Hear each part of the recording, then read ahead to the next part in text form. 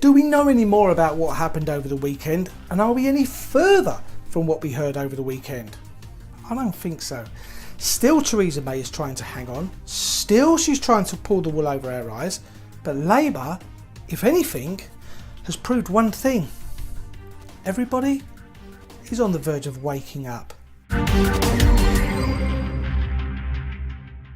Theresa May went to the Queen to ask if she can form a government. She then has a reshuffle on her cabinet, which in my opinion doesn't quite have a reshuffle, as most of them are still in the positions that they were in before the election. She has now delayed the Queen's speech, as I'm guessing she hasn't agreed anything with the DUP. The hierarchy, I mean the real hierarchy, want to have a word in her shell like. The DUP are anti-homosexual, anti-gay marriage. And last but not least, they're against the Good Friday Agreement. But to know what's going on, you have to look behind the scenes. Now, we had actually planned this episode over the weekend. One of my team had picked up on this. But lo and behold, the tabloids have beat us to it. And that's understandable. They have far better resources than we have. But I don't think they have told you everything. So I'm going to. We are in a bit of a pickle in this country at the moment. Theresa May won't tell us anything. She is going against all the hard work put in place over the Good Friday Agreement, and still Conservative voters think that that's okay. Theresa May is now being used as a puppet, even more so than she was before, if that's possible. Now, as I said, the tabloids beat us to it, so I'm guessing by now you have heard of the 1922 committee. If you haven't, the 1922 committee has an 18-member executive committee, the chairman of which must oversee any election of a new party leader or any Conservative Party-led vote of confidence. Such a vote can be triggered by 15% of Conservative MPs by writing a letter to the chairman, Graham Brady, asking for such a vote. Now, this process was acted on in 2003 on the 28th of October when 25 MPs requested a vote of confidence in Ian Duncan Smith by writing to the chairman, then Michael Spicer. Duncan Smith lost the vote the next day. Now, they carry some weight within the party, a lot of weight. Even though Theresa May wants to resign, and I do think she does. I heard she said it to her husband at 2 o'clock in the morning. And trust me, she looks as though she does want to retire. They will be telling her to do all she can to stay in position. Deal with whoever she can. She is in talks with the DUP. And what does the 1922 committee believe in? Well, I'm going to tell you. Bob Blackman, a hard opponent of gay marriage. And Nigel Evans, by the way, tabled a bill to abolish the minimum wage. Stuart Jackson, another anti-gay marriage campaigner. And he was also accused of claiming over £66,000 of public funds during the expenses scandal to fix up his house, including hundreds of pounds to refurbish his swimming pool, which, fair enough, he admitted later was excessive. But I think David Cameron got out whilst he could. He got out before the committee had the chance to oust him over the handling of the referendum. So is it now possible to understand why Theresa May is doing what she is doing?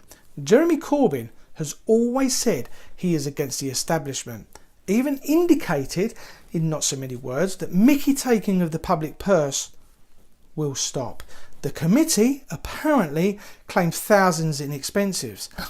They are the most powerful politicians in the party, and up until now we have never heard of their control over the leadership. So they will be pulling the punches at the moment. It benefits them if we have a party that is against homosexuality. At last, they have a party in the wings of Parliament that they may have to deal with and use it as an excuse to bring certain laws in and convince many that things need to be done to keep Labour out. I said a few weeks ago, we are almost at a snail-like pace turning into a dictatorship. So, why didn't Labour win this election? These kind of scenes took around 7 weeks.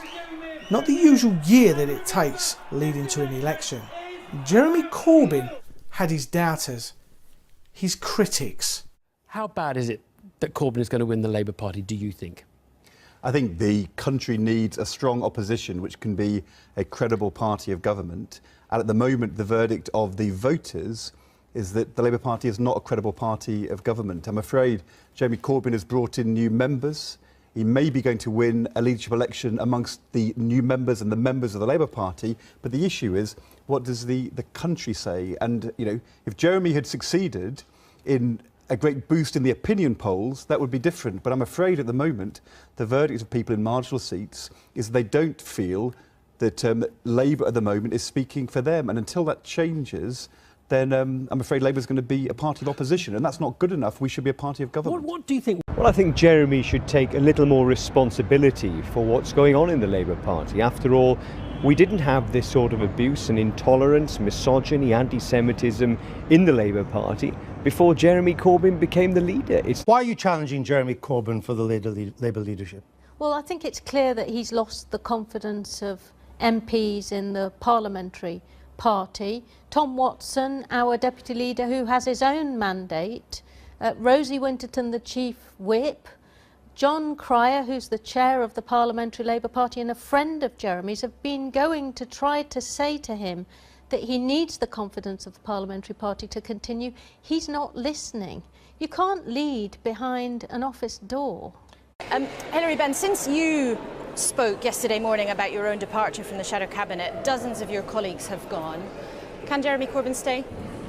I think Jeremy's position is now untenable, and being the decent man that he is, I hope he will recognise that and step down.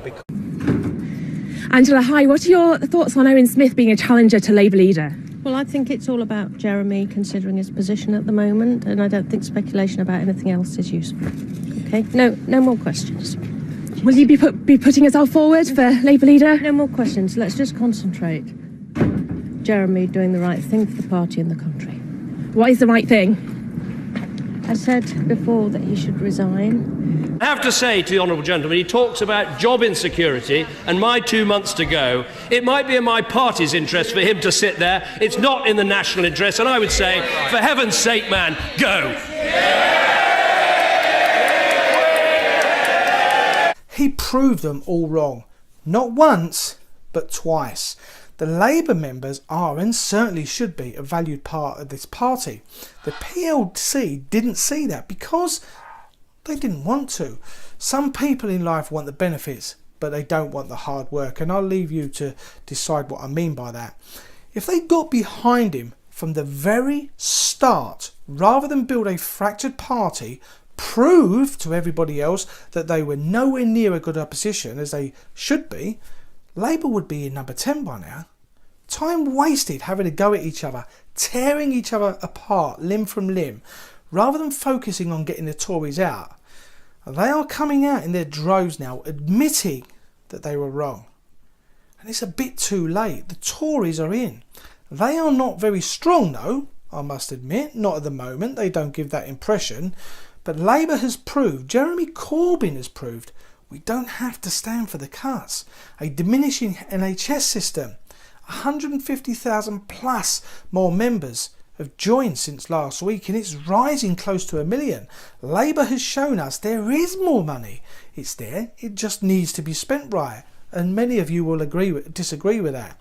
There are far more powerful bodies than Theresa May walking in the halls of Parliament at the moment, and we had a chance to get them out. And many chose not to. It's not Theresa May's fault that Labour are not in. It's not the fault of the elite 1922 committee either. By the way, I heard, remember the witnesses said that Murdoch stormed out of a party when he saw the exit polls? I heard he made a call. Who to, do you think? Considering we now know about the 1922 committee and the PM is now dealing with an anti-gay party, as is the committee, who do you think he called? I've no idea. It's the fault of the naysayers in the party on the leadership. The members said yes twice, and they simply didn't listen to the people providing the money. And that is the reason, maybe in part, that we are where we are. Any comments about what's going on? Get involved and have a read below. And when are we going to see the end of this? who really is going to sort out Brexit? Is it going to be Theresa May or Jeremy Corbyn? Click subscribe and make this channel and your voice a force to be reckoned with. Thanks for watching. Bye bye for now.